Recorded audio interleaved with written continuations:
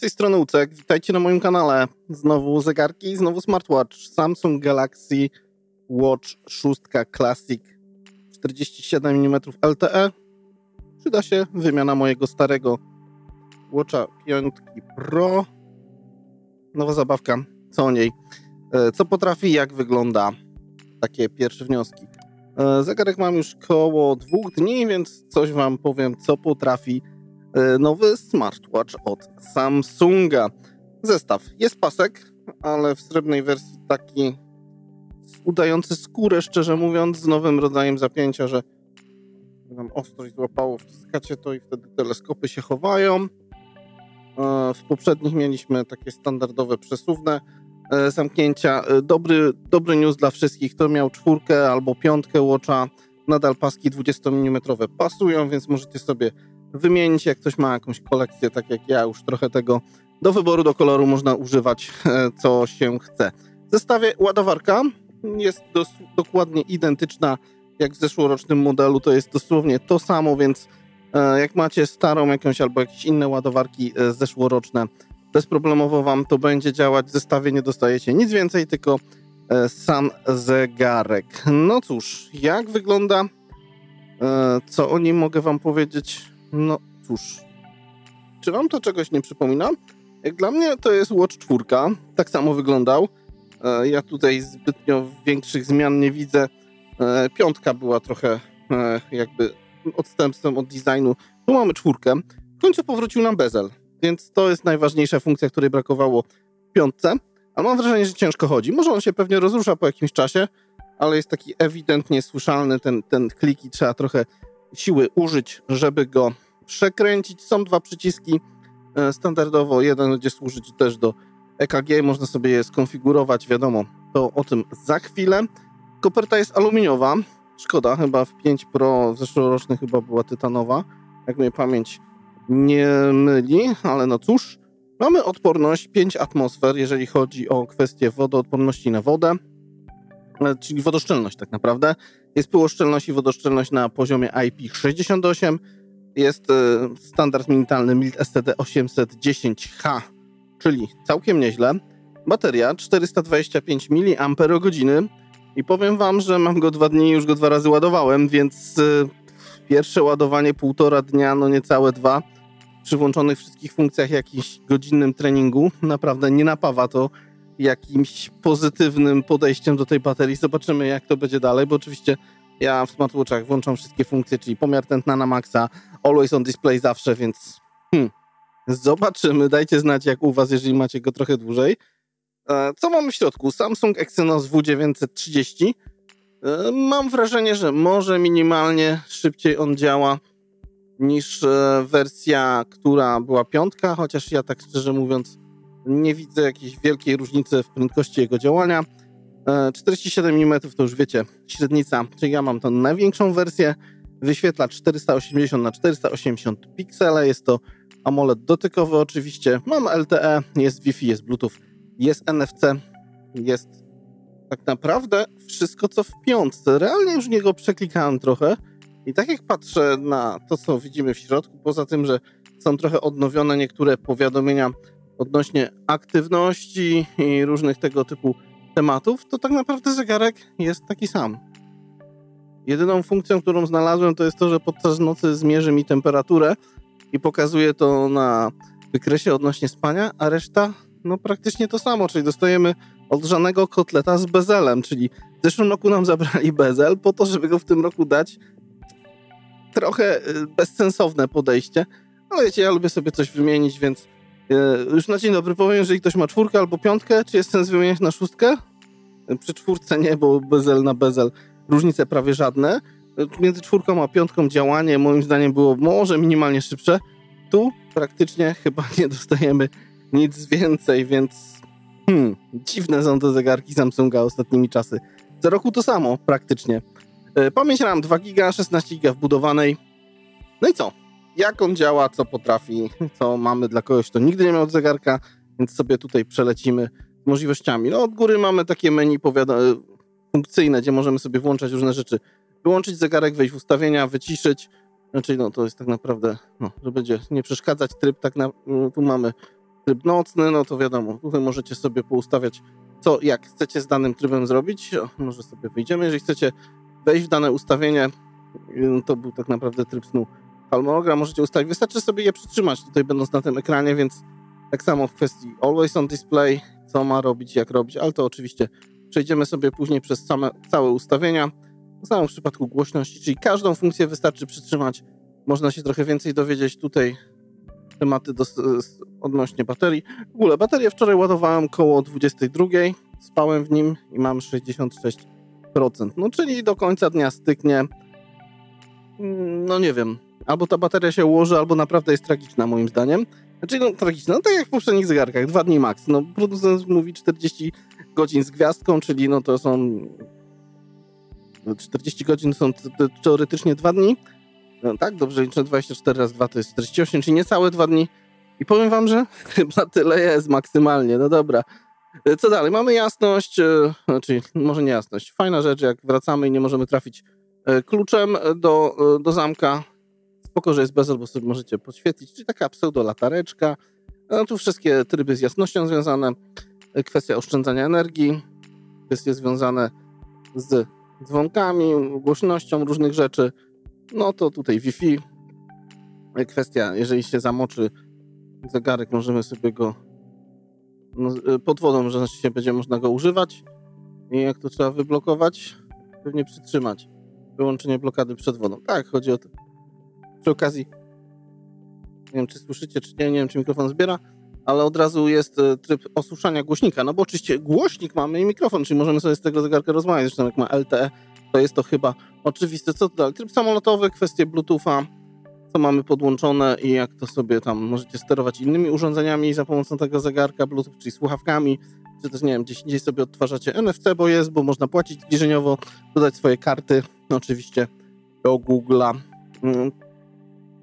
wersję Bluetootha, dodać innych rzeczy się nie da, bo wszystkie mam tutaj dodane, więc tak wygląda ta kwestia. Po lewej stronie zawsze pojawiają wam się wszelkie powiadomienia z aplikacji i naprawdę integracja powiadomień w zegarkach Samsunga w porównaniu do jakichś Huawei'ów, Xiaomi i innych tego typu rzeczy jest naprawdę super. Możecie często odpowiedzieć na daną wiadomość, usunąć, coś zrobić, macie pełną wiadomość, pełną ikonkę.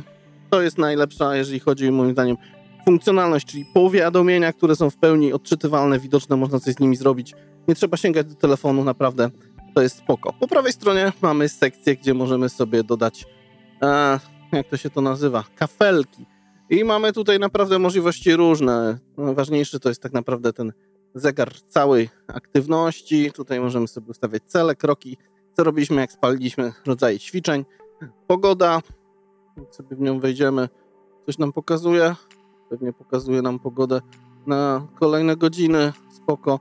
No i fajnie, bo w końcu możecie to sobie przekręcać tym bezelem, bo ten takie wirtualne kręcenie po ekranie naprawdę było słabe. Oczywiście też nie musicie używać bezela, możecie w ten sposób jechać. Jest ciśnienie tętnicze, tak jak w poprzednich wersjach, musicie najpierw skalibrować za pomocą normalnego ciśnieniomierza zegarek, co jakiś wam czas to przypomina i to mierzy. Jest EKG, tak samo tutaj nie widzę żadnych zmian z poprzedniego modelu. Pomiar tętna, natlenowanie, spanie i tutaj właśnie w kwestii spania jedyną chyba różnicą, którą taką znaczącą zobaczyłem, co nie było w poprzednim modelu, to, że macie pomiar temperatury skóry podczas snu. Kurczę, taka wielka różnica w porównaniu do zeszłorocznego modelu. No grubo. Co my tu mamy? Oczywiście zawsze wstecz możecie zrobić tak jak ja, przyciskając. No, to są podstawowe kafelki, sen, stres, kwestie pomiaru BMI. Też można sobie tutaj pomierzyć wam, ile macie kości tłuszczu. To się w ogóle tutaj nic nie zmienia moim zdaniem w przypadku zeszłorocznego modelu. No i kafelki. Tutaj naprawdę dużo rzeczy można sobie pododawać. Trochę poprzerzucam powoli, popatrzcie, mniej więcej widać jeszcze też jakie aplikacje sobie zainstalujecie, bo na przykład dodacie sobie Google Keep, no to macie skrót od notatek. Jak tego nie macie, to go nie macie. I tak samo również inne tematy można też zarządzać budsami, jeżeli posiadacie, czyli słuchaweczkami od Samsunga. Kwestie nawodnienia, SmartThings, czyli sterowania urządzeniami, też spoko opcja. WhatsApp, jeżeli macie, no to jest WhatsApp, można sobie normalnie odpowiadać z WhatsAppa, jak sobie go doinstalujecie. Ważna sprawa, jeżeli macie różne aplikacje na fonie, to jeżeli w ustawieniach sklepie Play w zegarku włączycie, żeby on to automatycznie też przerzucał na telefon, to też wam się, smartwatch, to wam się automatycznie też zainstaluje dana aplikacja na smartwatchu, jeżeli taka wersja jest. Od dołu mamy ikonę, gdzie są wszystkie aplikacje, tarcze standardowo do wyboru, do koloru, można je dostosowywać, dodawać, ale o tym za chwilę. Ja używam tej, bo lubię, mam na niej wszystko, co mnie interesuje. Też od razu mam skróty, gdy chcę trochę spalić mojego dużego brzucha. Trzeba walczyć, ale wiecie, jaka to jest ciężka walka. No i co? Dalej mamy aplikacje. Tu macie dużo podstawowych rzeczy, które są telefon, tu są takie zabicie wszystkiego, co było używane. Może sobie kontakty, cały Samsung Health, czyli tu wszystko widzicie, co robiliście, co sobie poukładaliście. Można śledzić cykl miesięczny, to dla kobiet też ważna sprawa, wtedy ten pomiar temperatury w nocy coś wam mówi mniej więcej, wiecie o co chodzi. Tu są kwestie związane z ciśnieniem EKG, to są podstawowe, standardowe aplikacje, wiadomości, mapy, tutaj właśnie kwestii trzeba tu zajrzeć, bo na przykład, żeby mieć asystenta i żeby wam mówił po polsku, to trzeba go sobie przeważnie zainstalować. Tu macie wszystko, co możecie doinstalować, aplikacje, właśnie aktualizować też trzeba je co jakiś czas w zarządzaniu aplikacjami, ustawienia. Zawsze warto, właśnie chodzi mi o to, automatyczne instalowanie aplikacji, czyli jeżeli coś macie na fonie, żeby było w zegarku, to też sobie odpalcie tą opcję, konta, informacja, to tutaj może mniejsza o to, zarządzanie aplikacjami, czyli widzicie, już coś mam do zaktualizowania, więc sobie warto zaktualizować, niech sobie robi tle. Cóż mamy dalej? Tu jest oczywiście kompas, bo mamy na pokładzie akcelerometr, barometr, kompas, czujnik światła, żyroskop i te czujniki bio, czyli do kwestii związanych z waszą pomiarem BMI, wiecie o co chodzi, BIA to sobie nazywają tutaj. Kwestie kompasu, wiadomo, żeby się nie zgubić. Ważna sprawa, znajdź telefon, to oczywiste, kalendarz, może oczywiste, do pogody, to jest to samo, co mieliście. Timery, alarmy, tego typu rzeczy nie będziemy omawiać. Czas na świecie, wiadomo, dostęp do galerii, zarządzanie smart urządzeniami innymi, które macie wpięte pod SmartThingsa. Można sobie to wszystko tu ogarnąć. Jest aplikacja do batsów, jeżeli są. Musiałbym je włączyć, nie chcę. Nie będziemy teraz tego tutaj robić. Można sterować aparatem, odtwarzać muzykę. Nie da się ukryć, że nawet z samego zegarka jesteśmy w stanie coś usłyszeć. Jeszcze to się włączyło.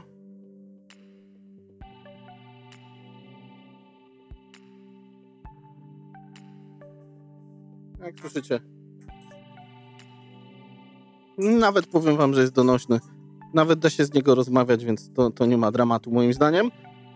Jak na zegarek, ok? Jest Outlook, reminder, powiadomienia, jest dyktafon, jest kalkulator, jest Google Assistant, którego warto sobie od razu dograć i też warto dograć portfel i dodać do niego karty, żeby można było płacić, ale trzeba mieć wtedy ustawiony PIN w zegarku. Ja go teraz wyłączyłem.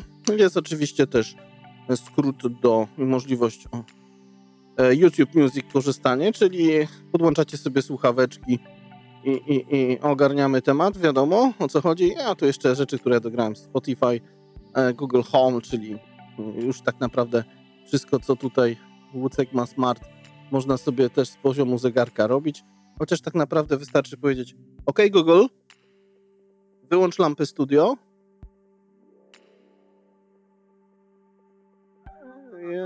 Chciałem zaspanować. Wyłącz lampy studio.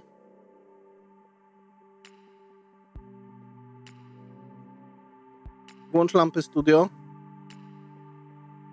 Źle mnie rozumie. Włącz lampy studio. Byśmy mieli światło. Więc nawet nie trzeba jakichś kombinacji robić, reaguje na głos. Jak to zrobić? Jeżeli będziecie chętni, to wam nagram, bo to tak nie jest oczywiste, bo na dzień dobry nie obsługuje wam polskiego. Jest SoundCloud, Google Keep, przeglądarka, Spotify.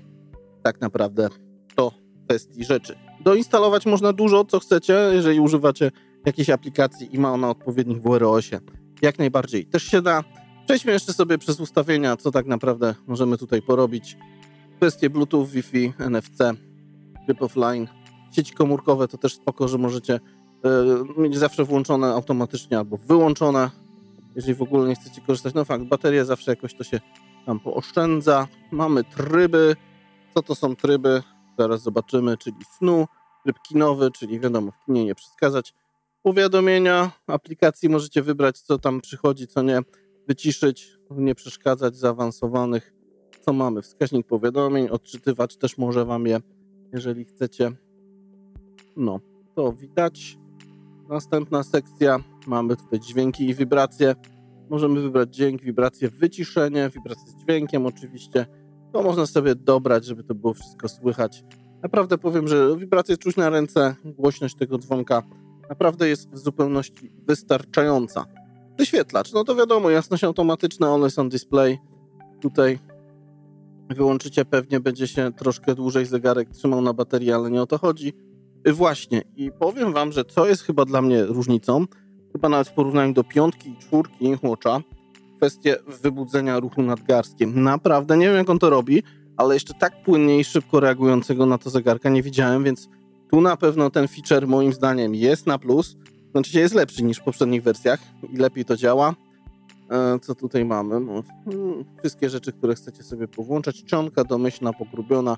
Rozmiar ja dałem najmniejszy, ale oczywiście jeżeli ktoś potrzebuje większego, no to wiecie, to żaden problem to zrobić. Więc no ja wolę tutaj tak, żeby było, póki jeszcze coś widzę. Czułość dotyku, no fajna sprawa, że można z rękawiczkach wtedy korzystać, to od razu mam włączone. Co dalej? Samsung Health. No to tutaj pomiar pulsu. Właśnie, to też pewnie obciąża baterię, ale wolę mieć ciągły, można go sobie zmniejszyć albo tylko ręcznie, stresu. No, niech będzie. Pomiar tlenu we krwi podczas snu, ważna sprawa. Jak ktoś chrapie, tak jak ja niestety, no, to widzi, co tam się dzieje. Wykrywanie chrapania, funkcja była w poprzednim, można sobie posłuchać, jakie tam... czekajcie, bo wy nic nie widzicie. Jakie można sobie tam różne chrapanka i odgłosy wtedy z was wychodzą. No, temat związany z menstruacją, czyli jeszcze można pomiar temperatury skóry, żeby wiedzieć mniej więcej, kiedy można, a kiedy nie można. Zależy się oczywiście, czego co się chce. No, można jeszcze udostępniać te dane do innych usług, w razie czego gdy skorzystacie z czegoś innego niż maszyny do ćwiczeń. No, to wiadomo, o co tam chodzi. Bezpieczeństwo i prywatność, no to tutaj wiadomo, typ blokady to raczej wskazana rzecz, jeżeli będziecie mieli skonfigurowani zegarek z kartami. Kwestia lokalizacji, wiadomo, uprawnienia komu dajemy, jakiej aplikacji. To jest fajna rzecz. Kwestie związane z bezpieczeństwem. Możecie sobie wpisać tutaj swoje informacje medyczne, dodać, ale to akurat w telefonie, czy grupa krwi i tak dalej, na co jesteście chorzy. Kontakty alarmowe można też dodać. Jest alarm SOS i dzwoni wam na 112, gdy coś się stanie.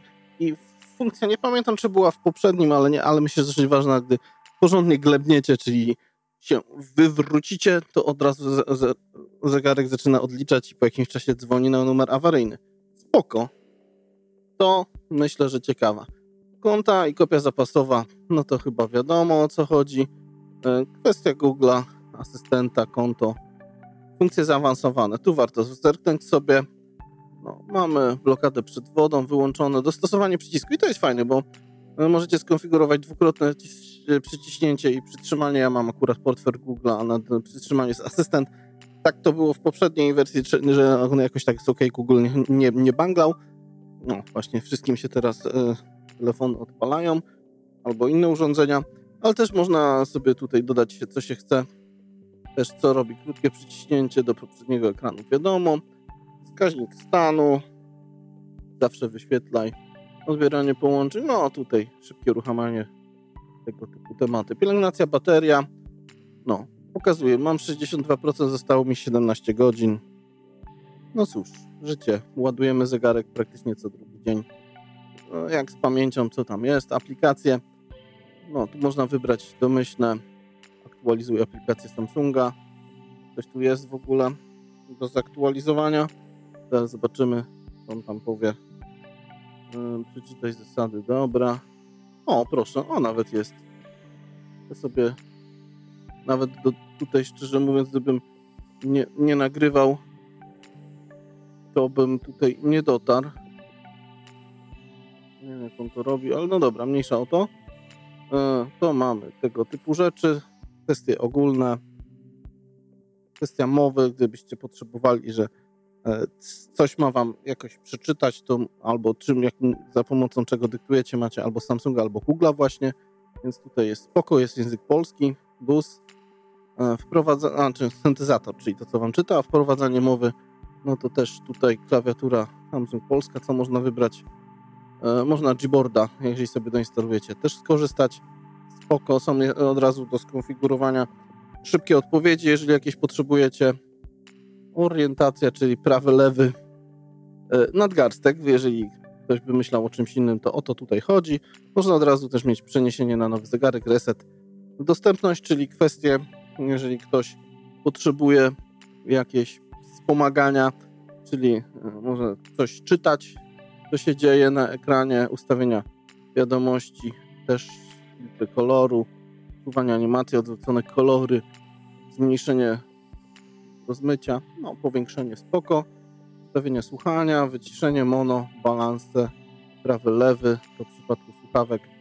Co tu jeszcze mamy? Interakcje, możliwości manualne, uniwersalne gesty. O, można tutaj pod tego typu kwestiami tutaj sobie podziałać, zaawansowane. No, kwestia, co nam robić mogą przyciśnięcia ekranu, zegar wibracyjny, no spoko. Widzę, że są naprawdę bonusy, które mogą tutaj pomagać, jeżeli mamy jakieś problemy i pewnego rodzaju ograniczenia. Aktualizacja oprogramowania odpaliłem, nie było nic nowego, więc no mam nadzieję, że będzie. Wskazówki samouczki, no to można się czegoś pouczyć, info o zegarku, wiadomo, wszystko.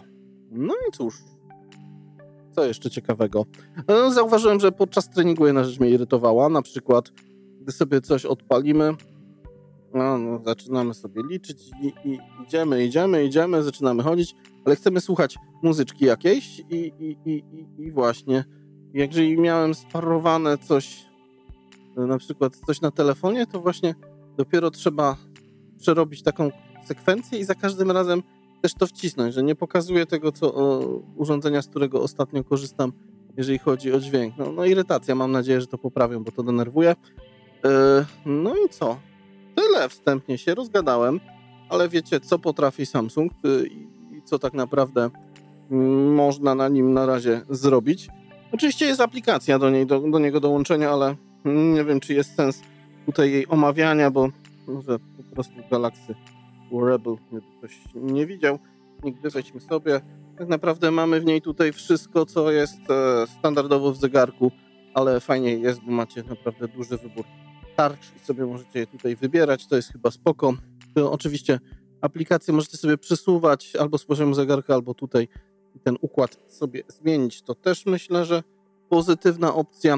W szybkim panelu też tu jest skrót do tych szybkich wszystkich ustawień i te kafelki też możemy sobie z poziomu właśnie otóż to zegarka poustawiać. A tak to tak naprawdę jest jeszcze przy okazji sklep Google'a, gdzie tutaj łatwiej możecie znaleźć jakieś aplikacje, które byście potrzebowali, a ustawienia zegarka to samo, wszystko co wam omówiłem z poziomu zegarka możecie bez problemu zrobić z telefonu.